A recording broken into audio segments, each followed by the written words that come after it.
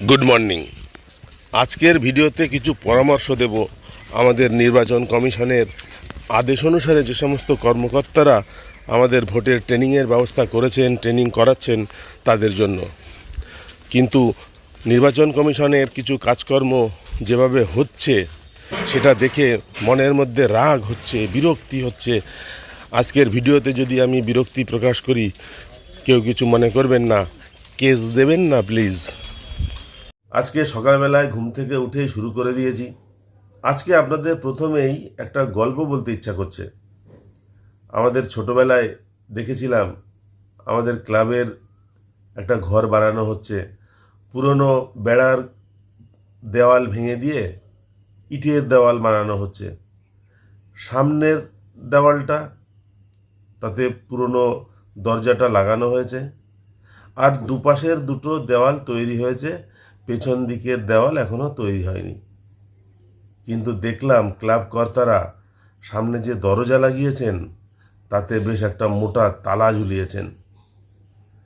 সাধারণত রাস্তাটা ক্লাবের সামনে দিয়ে লোকজনরা যখন যায় তখন দেখে দারুণ একটা ঘর বানানো হয়েছে, সামনে তালা, দরজায় ঝুলছে। কিন্তু কেউ যদি পেছন দিকে একবার ঘুরে গিয়ে দেখে পেছনে দেয়ালটাই নেই, ওই তালা দেওয়ার কোনো অর্থ নেই। এটাকে বলে বজ্র আটুনি ফসকা গেরো, পেনি ওয়াইজ পাউন্ড ফুলিশ। নির্বাচন কমিশনের এবছরের বেশ কিছু কাজকর্ম দেখে এই কথাটাই মনে হচ্ছে, বজ্র আটুনি ফসকা গেরো। প্রথমে দেখুন এসআইআর হচ্ছে, লোকেদের নাম নতুন করে যুক্ত হচ্ছে, বাদ যাচ্ছে। এটা ভালো কাজ। যে সমস্ত অবাঞ্ছিত লোক, মরে যাওয়া লোক, শিফটেড লোক যারা নেই, তাদের নাম অযথা রেখে দিয়ে ভোটার লিস্ট ভারী করার কোনো অর্থ নেই। ভারতের বিভিন্ন প্রান্তে যেভাবে অনুপ্রবেশ ঘটছে, বিদেশি লোকেরা যেভাবে বেআইনিভাবে ভারতে ঢুকে বসবাস করছে, জায়গা জমি কিনে বাড়ি করছে, এগুলো তো ঠিক নয়। তাহলে দেশের লোকগুলো যাবে কোথায়? এত লোকের চাপে চাষবাসই বা হবে কোথায়? সুতরাং অবাঞ্ছিত লোক বাদ যাক, দেশ থেকে চলে যাক, ভোটার লিস্টেরও মেদ ঝরে যাক। মরা মানুষ, চলে যাওয়া মানুষ, যাদের নাম দু তিন জায়গায় আছে, সে সমস্তগুলো বাদ যাক। নির্বাচন কমিশন কি ঘোষণা করলেন? 2002 সালের ভোটার লিস্টে যাদের নাম আছে তাদের নাম অটোমেটিক্যালি উঠবে, কোনো ডকুমেন্ট কিছু লাগবে না, হেয়ারিং হবে না। 2002 সালে লিস্টে থাকা নামগুলোর লোকগুলো যদি এখনও বেঁচে থাকে, নাম অটোমেটিক্যালি উঠবে। আমরা কি দেখলাম? হেনস্থা, প্রচুর পরিমাণে হেনস্থা হচ্ছে। 2002 সালে যে সমস্ত লোকেদের নাম ছিল তারা এখনো বহাল তবিয়তে বেঁচে আছে, তাদের নাম বাদ যাচ্ছে। কিছু কিছু লোকের নামের পরে আগে এমন সব কিছু নতুন করে লিখে দেওয়া হচ্ছে। একজনের নাম দেখলাম সাবিনা ইয়াসমিন, ওয়েস্ট বেঙ্গল। একজনের বাবার নামে দেখলাম ফাদার। একজনের নাম তারক পাল, সেটা হয়ে গিয়েছে তার কপাল। এছাড়া লজিক্যাল ডিসক্রিপেন্সির নাম করে যা হচ্ছে পশ্চিমবঙ্গে, অন্য কোনো স্টেটে এত কিছু হয়নি। বিচারক বসিয়ে দিয়েও লোকেদের নাম ঠিকঠাক উঠছে না। যে আমরা যারা পোস্টাল ব্যালট পেয়েছি, সরকারি কর্মচারী, ভোট দিতে যাব, কি অব্যবস্থা! 300 লোকের ভোট নিতে সারা দিন লেগে যাচ্ছে, আর তারাই আমাদেরকে ট্রেনিং দিচ্ছে 1200 লোকের নাম একদিনে কিভাবে নিতে হবে। যারা ট্রেনিং দিচ্ছেন তারা ইউটিউবের ভিডিও চালিয়ে দিচ্ছেন, 10টা থেকে 5টা পর্যন্ত ট্রেনিং, 10 মিনিটে শেষ। টিফিনের জন্য নাকি 170 টাকা বরাদ্দ এক একজন লোকেদের। এমন খাবার দেয়া হচ্ছে যার টোটাল মূল্য 35 টাকাও নয়, অনেকে তাও পাচ্ছে না। ট্রেনিং যারা দিচ্ছে তারা স্লাইড দেখে দেখে একটু পড়ে ছেড়ে দিচ্ছে। 5 ঘন্টার ট্রেনিং যদি 10 মিনিটে শেষ হয়, পুরনো যারা কর্মচারী আছেন, যারা প্রিসাইডিং অফিসার হিসেবে কাজ করেছেন, পোলিং অফিসার হিসেবে কাজ করেছেন, তারা না হয় শিখলেন, নতুন প্রচুর লোক নিয়োগ হচ্ছে, তারা কি শিখবেন? যদি ইউটিউবের ভিডিও দেখিয়েই যদি ট্রেনিং দিতে হয়, তাহলে 5 ঘন্টার ট্রেনিং নিয়ে বাড়ি থেকে 100 কিলোমিটার দূরে ট্রেনিং সেন্টারে হাজির দেওয়া বাধ্যতামূলক কেন? প্রচুর পোলিং পার্সোনালদের বাড়ি থেকে 100-200 কিলোমিটার দূরে ট্রেনিং সেন্টার দেওয়া হচ্ছে, তাদের ডিউটি দেওয়া হচ্ছে কেন? বাড়ির পাশাপাশি নিজের বুথ বাদ দিয়ে, নিজের কর্মক্ষেত্রের বুথ বাদ দিয়ে, অ্যাসেম্বলি বাদ দিয়ে আর কোনো জায়গায় দেওয়া যায় না? একটা চূড়ান্ত হ্যারাসমেন্ট চলছে, নির্বাচন কমিশন এবার করছেন, এবং দেখে শুনে মানে হচ্ছে বজ্র আটুনি ফসকা গেরো। গতকাল একটা অর্ডার প্রকাশিত হয়েছে, আপনাদের দেখাবো। সেখানে যেদিন পোলিং ম্যাটেরিয়াল নেবেন P-1 ডেতে, পোলিং কর্মচারীরা যখন যাবেন ডিসিআরসিতে ওই ম্যাটেরিয়ালগুলো কালেক্ট করতে, তাদেরকে 20-30 মিনিটের আবার একটা শর্ট ব্রিফিং করা হবে।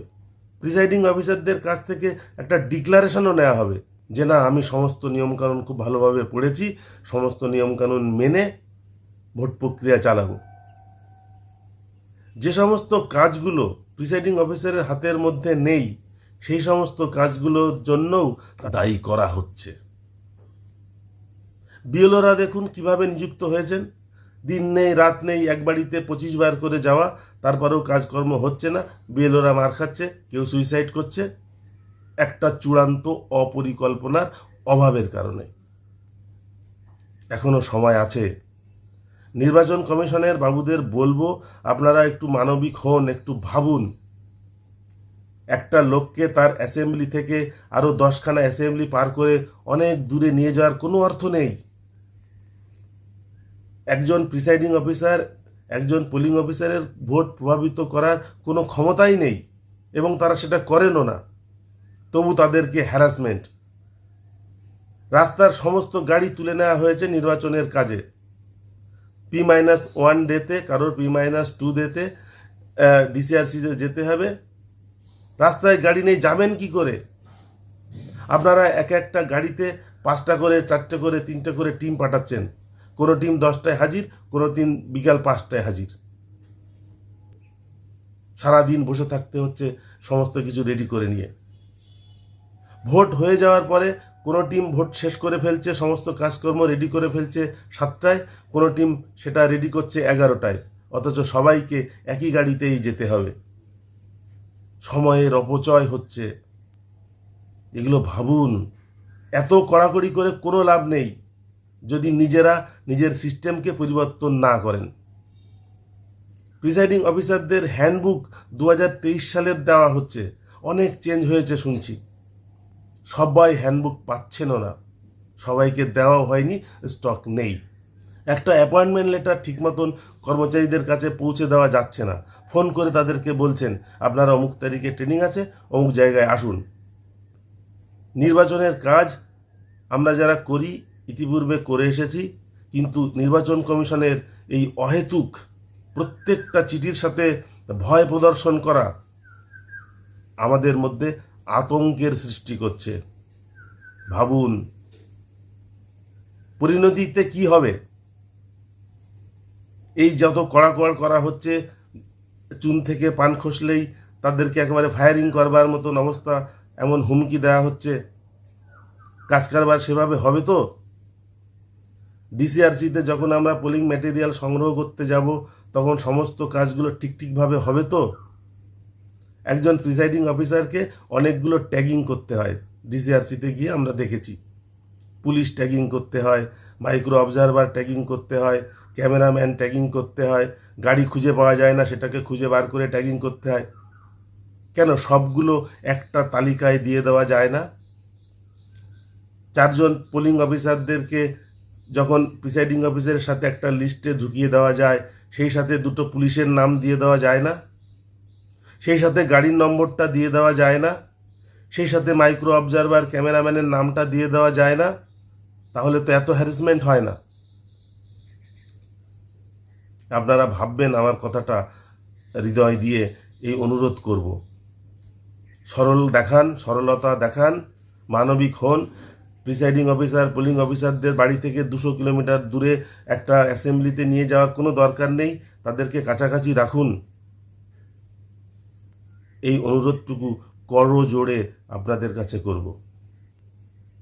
ধন্যবাদ সবাইকে।